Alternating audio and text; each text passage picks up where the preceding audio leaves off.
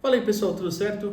Eu sou o Eduardo Jardim e esse é o Garden Futebol Internacional e hoje a gente está aqui para falar do Barcelona, que na última quinta-feira, dia 15, né, semana passada, ao bater o Espanyol, seu rival local, se consagrou, melhor dizendo, como campeão espanhol, seu 28º título, aproximando um pouquinho mais do seu rival histórico, Real Madrid, né? Ainda longe, o Real Madrid tem 36, o Barça chega ao 28º, mas, enfim, vamos falar sobre esse título e mais do que o acerto na escolha do técnico, jogadores que explodiram nessa temporada, eu vou falar sobre uma característica muito interessante e muito própria do Barcelona, que eu acho que vale a pena a gente debater. Antes, deixa o like aqui no vídeo, se inscreve no canal, é muito importante, ajuda bastante a gente. E vamos lá falar sobre o Barcelona, que, como eu disse, né, comecei o vídeo falando, venceu o seu rival local. E até para explicar rapidamente essa rivalidade, para quem não conhece, o grande rival do Barcelona, obviamente, é o Real Madrid, porque quando você pesa tamanhos de clube na Espanha, né, é óbvio que os dois são bem maiores que o restante. Aí você tem depois, claro, outros grandes clubes também, o Atlético de Madrid, o Bilbao, enfim, mas outros já mais abaixo, né, do que Barcelona e Real Madrid. Além disso, tem toda a história da Catalunha. O Barcelona é um clube catalão. Catalunha é uma região da Espanha que se considera, bom, eu não sei se oficialmente, tá, mas muita gente lá, os moradores, querem a independência da Catalunha. Já tiveram grandes brigas políticas mesmo entre a Espanha, capital, né? Quando eu falo Espanha, agora estou querendo dizer a capital, por exemplo, onde fica o Real Madrid, com os moradores, os habitantes da Catalunha. Enfim, tem toda essa disputa aí, então são rivais que sempre se contrapõem bastante. Mas dentro da Catalunha tem a rivalidade do derby catalão, que é Barcelona e Espanyol. E aí, é claro, quando eu falo que do Real Madrid ser um rival histórico, entra muito por conta desta diferença de tamanhos dos clubes que tem nesse derby catalão, que por exemplo, a diferença de vitórias, né? O Barcelona no clássico direto tem 127 vitórias contra 44 do Espanyol, 46 empates ainda. Essa diferença, e claro, a esportiva também, né? Barcelona e Espanyol sempre entram em campeonatos com objetivos muito diferentes, tem conquistas também muito distantes. O Espanyol nunca foi campeão, o Espanyol, por exemplo, já ganhou a Copa do Rei, né? Que é a Copa da Espanha, por 4 vezes, mas ainda assim é um clube bem menor que o Barcelona, claro.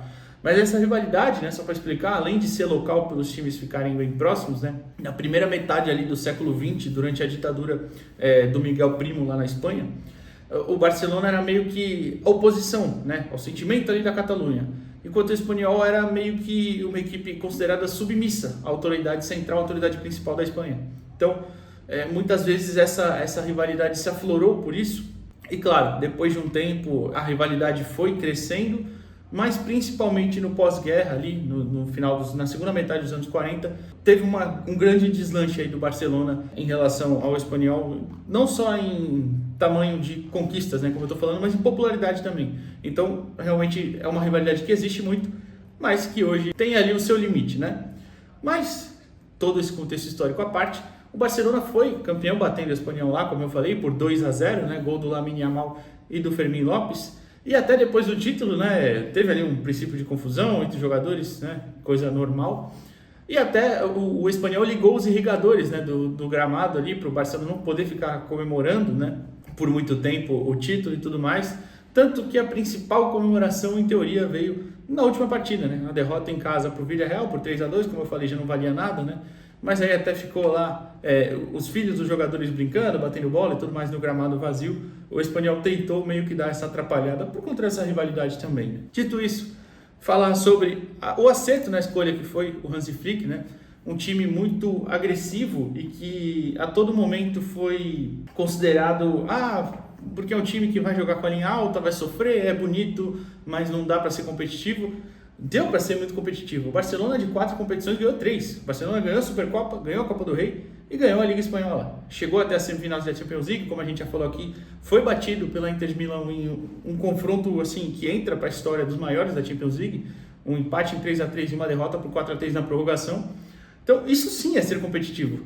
Besteira quem fala que não, né? Foram 171 gols marcados em todos os jogos da temporada, né? Já contando esse último aí contra o Villarreal. Contou aí com uma artilharia bem diversificada. O Lewandowski é o primeiro com 40, o Rafinha é o segundo com 34, o Ferran Torres o terceiro com 19, o Yamal o quarto com 18 e o Dani Olmo com 11, como 5 principais artilheiros. E aí embaixo você tem os meninos da base, os meninos da base não, né? Principalmente o Fermín Lopes com 8, mas aí você tem outros jogadores, eu ia falar o Pedri, por exemplo, que o Pedri não é da base, né? Muita gente confunde, mas o Pedri vem do Las Palmas, né? Com 6 também, enfim, jogadores importantes ali que também tiveram sua grande participação nessa conquista, ou nessas conquistas no geral, né, na temporada. Importante pontuar também que o Barcelona foi muito regular ao longo da temporada, tirando o mês de dezembro, né? No mês de dezembro o Barcelona tem algumas dificuldades ali, perde para o Leganés, perde para o Atlético de Madrid em casa, tem um empate com o Betis, enfim, e até uma derrota ali na Champions League. Mas apesar disso foi muito favorito, né? Ao longo do ano inteiro, muito, além de ser regular, foi muito favorito também, porque na própria Champions foi só uma derrota para o Mônaco. Curiosamente, o Mônaco derrota o Barcelona na pré-temporada, né? No jogo por 2-1, depois na Champions na primeira fase. O Barcelona passa ali entre os 3 primeiros colocados, né? Vai direto para as oitavas de final, né? Não pegou aquela fase intermediária ali que os clubes que ficaram um pouco abaixo tiveram que passar. Então foi pulando algumas etapas por conta do seu bom desempenho, claro. E tirando esse mês, essa irregularidade que eu falei em dezembro, né, que foram algumas derrotas e tudo mais, o Barcelona realmente foi melhor time no restante da competição também, né, no restante do Campeonato Espanhol. Teve ali alguns momentos que o Atlético de Madrid assumiu a liderança, o Real, foram pouquíssimas rodadas, o Barcelona foi realmente mais completo e mais dominante mesmo ao longo da temporada inteira. Isso mesmo, ainda falei nesse mês de dezembro, mas outra coisa também que foi o problema com lesões. Claro que todo time sofre com lesões, né, mas o Barcelona teve algumas repetidas, né? O De Jong ficou muito tempo fora, né, por mais de uma lesão inclusive. O Jules Koundé agora perdeu, por exemplo, a volta, né? Ele se machuca contra a Inter de Milão no primeiro jogo, não joga o jogo da volta, né? E é uma peça importantíssima para o sistema defensivo. Você teve o Lewandowski, que inclusive voltou mal agora de lesão nesses jogos, não voltou bem. Ele já tinha tido outra no começo da temporada. Você teve o Gavi muito tempo fora, enfim. Então, muitos jogadores que foram parando ao longo da temporada por um certo período, isso atrapalhou um pouquinho o desenvolvimento.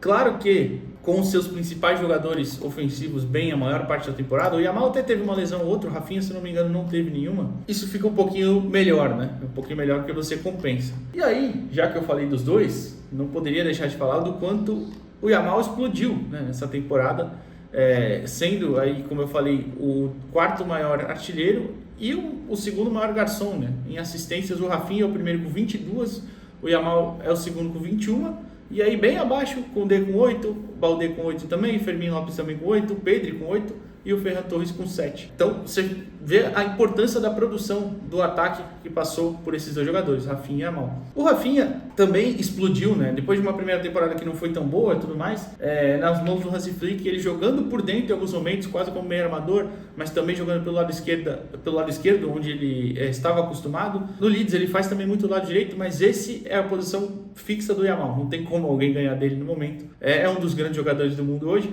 e você conseguiu, dentro dessas alternativas, conseguiu extrair o melhor de cada um, e com complementos muito interessantes. Por exemplo, o Ferran Torres, né, que é um jogador que já chegou algumas temporadas, era um jogador que era considerado que tinha pouco espaço no City.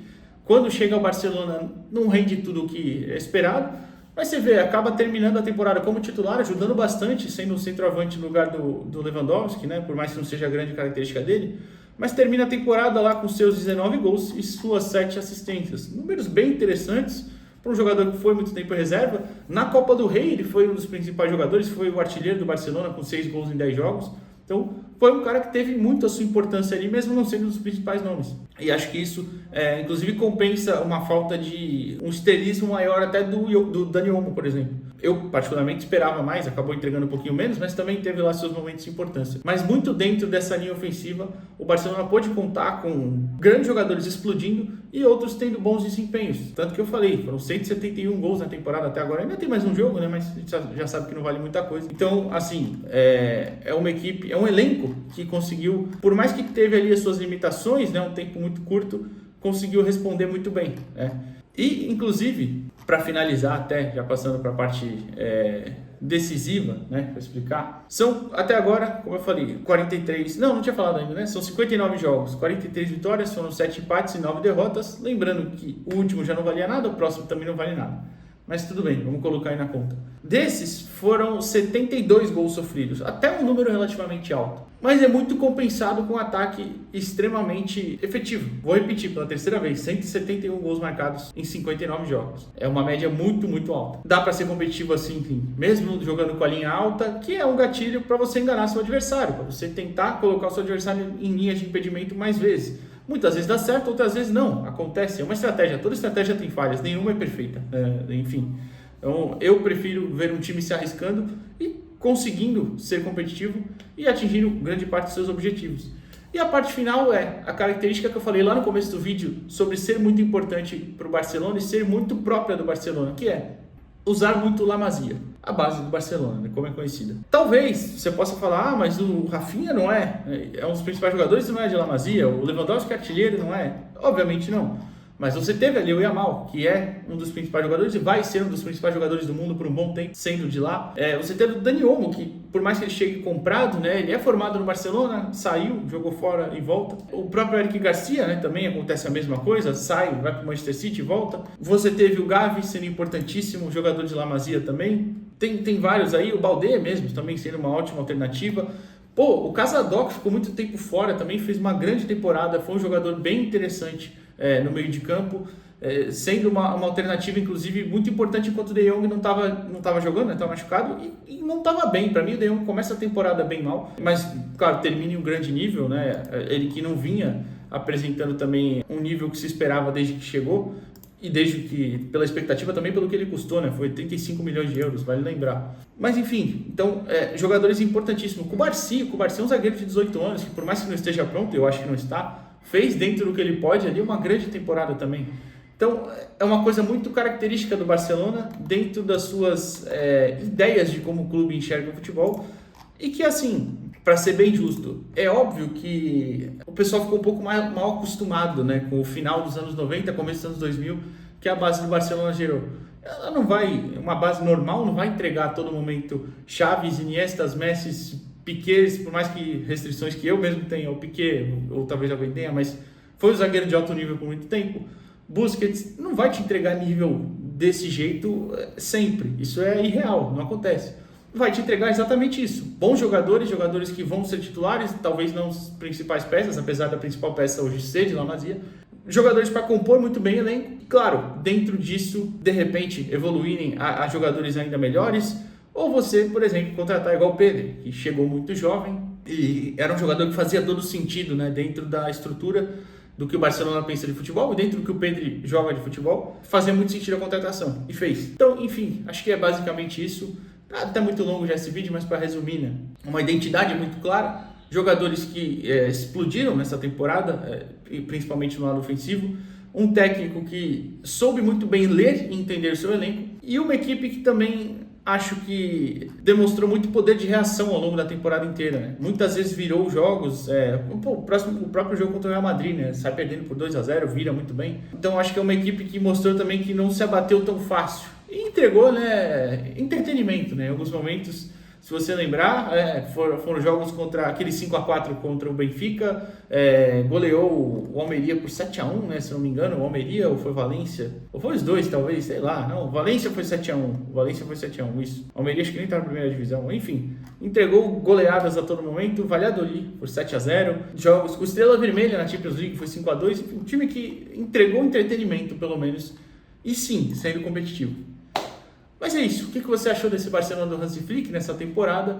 Quais jogadores, inclusive, até falando mais dos da base, você acha que foram importantes? E deixa aqui o like no vídeo, se inscreve no canal. Até a próxima, pessoal. Valeu!